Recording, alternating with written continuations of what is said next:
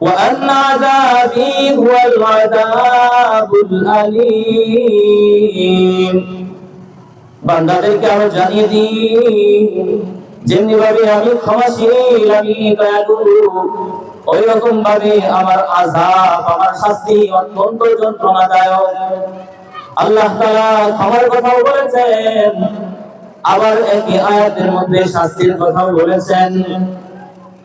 মুহতারাম হাজিরিন, আমরা তো গুনাহ সাগরের মধ্যে হাবুডুবু খাচ্ছি, এমন কোন গুনাহ নাই যে গুনাহ করি নাই। কিন্তু আল্লাহ বলেন, বান্দা